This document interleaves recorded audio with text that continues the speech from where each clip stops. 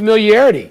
And J.J. Watt goes and plays for a coordinator, Vance Joseph, who had been a position coach, I think, defensive backs in Houston earlier, where they became familiar with one another. And then J.J. Watt joins some talented players on defense, starting with Chandler Jones, who has even more sacks over the last, 7 or 8 seasons than J.J. Watt, with Budda Baker and Patrick Peterson and the young Isaiah Simmons, who's probably like 21 or 22 years old, and Jordan Hicks. They got players. They already have what they think is an offense, but you need a defense. Everybody looks at what Tampa just did when they shut down Kansas City in the Super Bowl, and they say, okay, so this old adage about defense win championships is not just an adage, it's a reality. And so J.J. Watt joins a group of people with his familiarity and talent, and the Cardinals have to feel better about their chances today than yesterday. It makes me feel so good whenever we talk about the Phoenix Suns or the Arizona Cardinals, that you can name everybody on the team and you can tell everybody how great they are as players and people, and that's fine. I didn't see this coming at all. I thought he would go to a place like Green Bay because he's from Wisconsin, or Buffalo because he talked about Buffalo, or Cleveland because everybody said Cleveland was a possibility. I didn't see this at all. If you're Arizona, I think it's hard to say the following sentence: oh, we're locked for the Super Bowl, because that division is loaded. The Rams are really good, and they got Matthew Stafford. The 49ers win the Super Bowl a couple of years ago. If they get Garoppolo back, maybe they're really good. Seattle now, Mike, I think has to think twice about getting rid of Russell Wilson, and they're a perennial playoff team, but you could fall off the edge of the earth in that division now. I think it makes for a very interesting division, but unless they expand the playoffs to, 28 teams, that's a tough ask to get into the playoffs as multiple teams from that division, because it is that good, right? It's that good. So that's why you got to get better. Good for the Arizona Cardinals. If your division is good, what do you want to do? Slink back into the morass? No, get better. No. Go out and get a future Hall of Fame player and pair him with a guy who may be a future Hall of Fame player on the offensive side, who could have picked up the phone and said, JJ, let's go, dude. We got this now. We are going to move ahead of the overrated by Tony Kornheiser Rams, and the San Francisco 49ers are sinking back, and Russell Wilson may be off who knows where. We got this. Let's go. Who is the guy? Who is the guy you think should make that call? Tell me that again. You didn't name him. Who is he?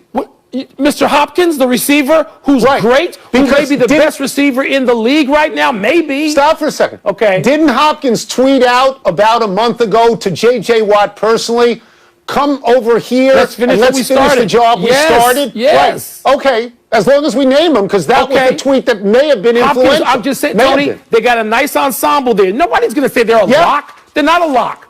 But they got a better team now. And you know what? It's interesting. Having talked to veteran players when they're locked in with a bunch of other teams and they can't separate themselves, like roller derby, and they get a guy at the trade deadline or going into the season, whenever they get him, and they talk about how good they feel because they think their management team, their front office has their back. I would think that the Arizona Cardinals players must feel like that right now. And I think the Rams players feel exactly that way about Matthew Stafford. They should. Yes, sure. Yeah. We move now to an NFL Network report that the Washington football team will part ways with Alex Smith, who was 5-1 as a starter this year. In a recent article in GQ, Smith was critical of the team's standoffishness in training camp. Washington now has Taylor Heineke and Kyle Allen as returning quarterbacks. Smith will become a free agent. So, Tony, what does this mean for the football team and for Alex Smith? Well, I don't know that Alex Smith is necessarily a starter in the NFL anymore. The team won games with him out there. He did not perform particularly well. I think he was the 31st rated quarterback. But this to me is sort of like if you have a dog and your dog can actually sing opera, you don't need somebody going up to you and saying, but your dog is off key. No, the point is my dog can sing opera. Alex Smith almost died. He came back and played in the NFL. This is incredible. It's absolutely incredible. From a football standpoint, Mike, I understand if they want to move on from him. I get that. Ron Rivera has quarterbacks he may prefer. He got rid of Dwayne Haskins, another guy he inherited. He's got Heineke. He had Kyle Allen in Carolina. I get all of that. From a football decision, it's probably fine, although I'm sure he's appreciative of what Alex Smith did. But Alex Smith, in the 2 seasons he was there, he was 11-5 as a starter. Mike, you know this, in the last 10 years, there's no quarterback they've had was anywhere near that. Not since anywhere Robert Griffin in 2000 and whatever that was. Maybe that was like a 12, maybe 2012. I don't know when that was. Long time ago. But Tony, this is the divorce that was in the making. The moment you read those sentences, no matter what side of this you want to come down on, I was like, okay, this is done now, all right? And Alex Smith, I know one of the rumors will take him to Chicago, where who's coaching there? Oh, wait, a guy that he had in Kansas City and had some success with, and they know each other. All right, so and that was part of our first story just now about J.J. Watt and playing for a familiar coordinator. That is going to come up in the case of the Chicago Bears also. And wherever Alex Smith goes, Tony, I think that team will appreciate him more because he will be somewhere between just simply loved, which he has been in the league, generally speaking, and an admiration, an inspirational figure for what he has come back, as you outlined, to just play, to go from, yes, perhaps dying, losing your life, to playing in the NFL again. So wherever he goes, I would think that would be sort of a sigh of relief when Alex Smith decides on that team and gets there. And the Washington team, I don't know that either of those two guys is any good. Who knows whether those guys are frontline quarterbacks? Yeah, I'm staying with Alex Smith for a second. Wherever he goes, he can certainly be a backup. He can also be a mentor. It's almost like you're getting an extra coach right there. You mentioned the Bears, a place he could land because he played for them, played in Kansas City. He could land in Kansas City and back up. I'll give you the one I think is most sort of off the board but makes the most sense, Jacksonville. He played for Urban Meyer in college, if I'm not mistaken, and he could really help with Trevor Lawrence. He could be, you know, the eyes and the ears of Trevor Lawrence. So I like that as a good fit for him. Let's go to an NBA potpourri question. You know, Mike, that I didn't watch any of these games, and I know that you watched them all. So I want you to tell me which is the most important development of the following 6 results. Giannis and the Bucks beating the Clippers for their 5th straight win. LeBron and the Lakers turning it around with 2 wins over the weekend. The Heat having won 6 straight, including beating Utah.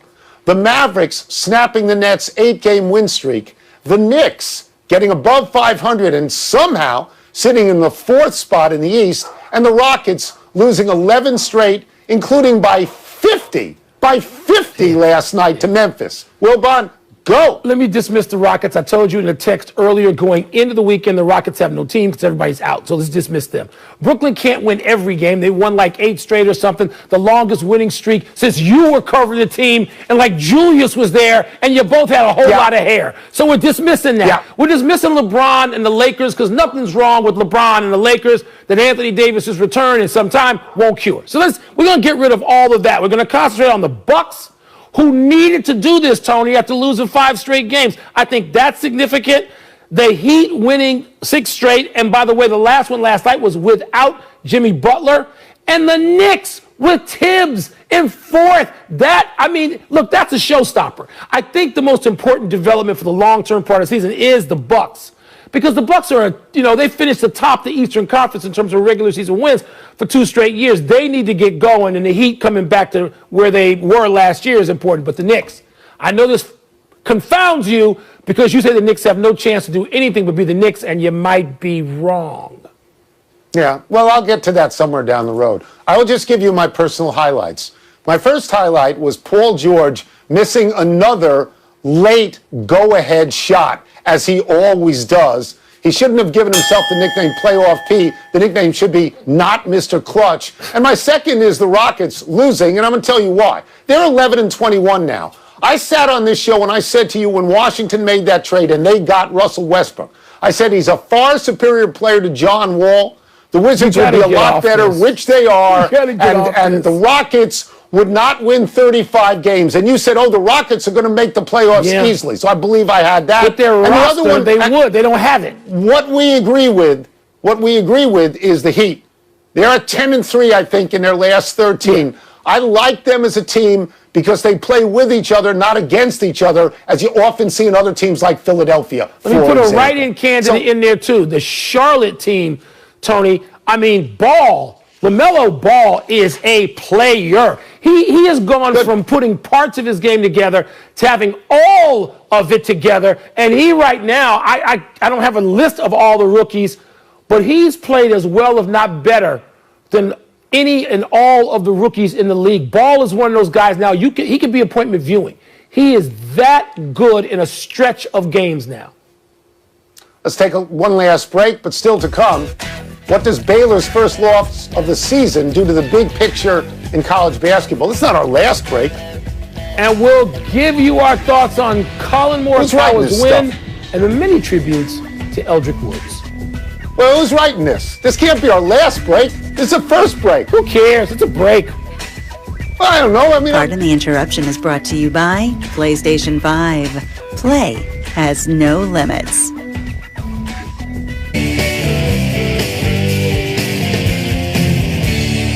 Exciting announcement, kids. You can now send in your mail time question as a TikTok. We'll never watch it because we don't know how, but maybe you'll have fun doing it. Let me see what's first. Oh, I know how to get to TikTok. Don't throw me in there with you, big boy. Does Baylor's loss to Kansas change your perception of the college basketball season? Not at all. Not at all. Let's not make Baylor, which I know has been great all season, and it's been really good for a few seasons. Let's not make them, John Wooden's UCLA, okay? They don't define college basketball in any way, shape, or form. And Baylor struggled with Iowa State, then lost to Kansas, and that's not exactly a shock. You picked that as an upset anyway, if it's an upset at all. I had it. So, no, Tony, I don't think it sort of defines anything. We're still waiting to figure out what the shape of the college basketball season is. And we may get all the way to the tournament before we know what that is. So redefining it, no. I think it makes one significant change. What? It leaves Gonzaga in a league of their own. They're the only undefeated team. This has happened with Gonzaga before. Their conference is pretty weak. They get to the tournament. They're not used to playing a bunch of good teams in a row, and they lose. But this year, they have some big wins. I grant they're early. They beat number 9 Iowa by 11. They beat number 10 West Virginia. They beat number 15 Virginia by 23, put 98 on them, which nobody does. They beat Kansas by 12 and put 102 on them, and they won 21 straight by double digits. So they're in the driver's seat, and we will see what happens. Illinois is going to beat Michigan in 2 days. Just keep that in mind. Does Colin Morikawa's win make him a Masters favorite? Tony, I don't think it makes him a Masters favorite, but it's important that he won that WGC event in Florida yesterday over this weekend. But what struck me even more was how eloquently he spoke about and to Tiger Woods. Tiger means everything to me. And, yes, he had the crash, and thankfully he's all right, and hopefully he has a quick and great recovery. But I don't think we say thank you enough. So I want to say thank you to Tiger because, sometimes you lose people too early. And that's like, Kobe, I lost my grandpa about a month ago. And you don't get to say thank you enough. So thank you guys. I love this kid. I love his game, which sets up for a lot of different things, including apparently people think most, major championships. I like his manner.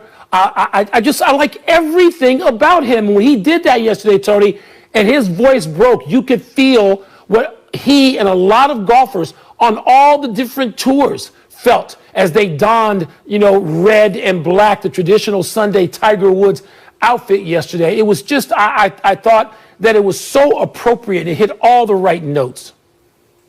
Morikawa made 2 great saves for par at number 1 and number 11.